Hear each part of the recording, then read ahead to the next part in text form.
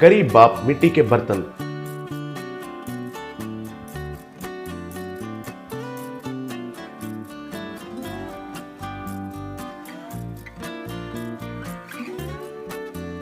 एक गांव में हरीश कहकर एक कुम्हारा रहता था। वो मिट्टी से मटके बहुत अच्छा तैयार करता था।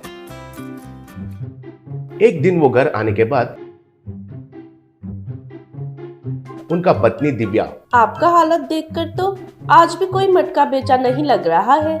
आपको बहुत दिन से बोल रही हूँ, सब लोग फ्रिज वगैरह खरीद कर ये मिट्टी के बर्तन कोई भी इस्तेमाल नहीं कर रहा है। अब आप कोई और काम ढूंढने से बेहतर होगा। मुझे इस काम के अलावा और कोई काम नहीं आता है। क्या करना है कुछ समझ में नहीं आ रहा है। उनके बातें सुनकर हरीश का बेटा छोटू, पिताजी मुझे एक आइडिया आया है। आप हमेशा बनाते हैं ऐसे मटके के बदले खाना पकाने वाला बर्तन तैयार कीजिए। आजकल सब लोग तो उनके सेहत के लिए मिट्टी का बर्तन में ही खाना पका रहे हैं। ये आइडिया तो बढ़िया लग रहा है। अगले दिन से हरीश मिट्टी से कई तरीके के खाना पकाने वाले बर्तन तैयार करने लगा। हरीश के घर के बगल में ही गणेश कहकर एक स्टील सामान बेचने वाला रहता था। दोनों का व्यापार अगल बगल में रहते थे। क्या रे हरीश, साधारण मटके बनाना छोड़कर मेरे ऊपर ही मुकाबला करने के लिए ये मिट्टी का बर्तन तैयार कर रहे हो क्या? ऐसा कोई सोच है तो भूल जाओ। तब हरीश कुछ भी नहीं कहा। कुछ देर के बाद एक औरत गणेश के पास स्टील सामान खरीदने के लिए आई और बगल में हरीश जो बेच रहा था उनका पकाने का बर्तन को देखी। अरे वाह, ये बर्तन तो मिट्टी से बनाए हैं, कितने अच्छे हैं। कहकर हरीश के पास गई। बाबू, मुझे चावल पकाने के लिए और दूध उबालने के लिए अच्छे से बर्तन देना और डोसा बनाने वाला कारकोल भी देना। पूरा मिलाकर कितना हुआ है? ये देखकर गणेश ईर्ष्या से गुस्सा हो गया। हरीश सब मिलाकर हिसाब कर रहा था। तब गणेश उधर आकर,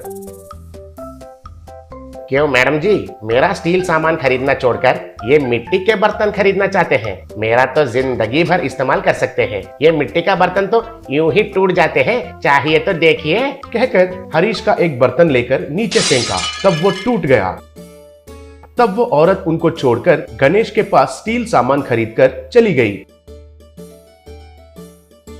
हरीश के पास कितना भी लोग खरीदने के लिए आते थे, लेकिन गणेश आकर ऐसे ही तोड़कर खराब करने लगा। छोटू, मुझे माफ करो रे। आखिरी कोशिश की तरह ये खाना पकाने का बर्तन भी उस गणेश के वजह से नहीं बेच पा रहा हूँ। जो भी पहचान वाले थे उनके पास उधार करने के लिए भी बहुत कोशिश किया। तुम्हारा स्कूल फीस और किताबों के पैसों के लिए बहुत कोशिश किया। अब मिलेगा कहकर आशा भी नहीं है। तुम्हें स्कूल जाना रोकने के अलावा और कोई रास्ता नहीं है। अगले दिन छोटू दुखी होकर उनके गांव के बाहर एक जंगल में जाकर बैठ गया। इतने में उधर एक मुनीश्वर आया और छोटू को देखकर, क्यों बेटा इतना दुखी से बैठे हो क्यों? तुम्हें जो आया है वो मुसीबत क्या है? तब छोटू जो कुछ हुआ सब बताया। तब मुनीश्वर गुस्सा होकर, क्या वो गणेश मिट्टी का अपमान करता है? मिट्टी के बिना आदमी नहीं जी सकता है। ये लो, ये मंत्र जल ले लो। बर्तन तैयार करने वाला मिट्टी में ये एक बूंद डालो, क्या होगा देखो। अगले दिन हरीश मुनीश्वर ने जो दिया है उस जल का एक बूंद मिट्टी में डालकर मिट्टी से बर्तन बनाया। अगले दिन हरीश के पास एक औरत आई और गणेश भी हमेशा उनका व्यापार खराब करने के लिए आकर हरीश के पास एक बर्तन को लेकर जमीन के ओर जोर से फेंका, लेकिन उस मिट्टी का बर्तन को कुछ भी नहीं हुआ। ये देखकर सब लोग हैरान रह गए।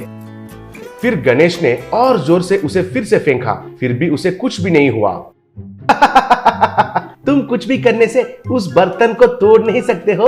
तब तक उधर बहुत लोग जमा हो गए। लोगों में से एक पहलवान बाहर आकर उस बर्तन को लेकर नीचे फेंका, तभी भी उसे कुछ नहीं हुआ। तब वो पहलवान उसके ऊपर चढ़कर कूदकर उसे तोड़ने के लिए बहुत कोशिश किया, फिर भी उसे कुछ भी नहीं हुआ।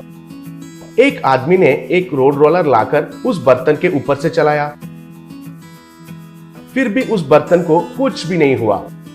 तब सब लोग तालियां बजाकर हरीश का बहुत प्रशंसा किए। लोग हरीश के पास सारे मिट्टी के बर्तन खरीदकर लेके गए। उस दिन से सब लोग आकर हरीश के पास ही मिट्टी का बर्तन खरीदकर लेके जाने लगे और गणेश का व्यापार एकदम रुक गया। गणेश वो गांव छोड़कर चला गया।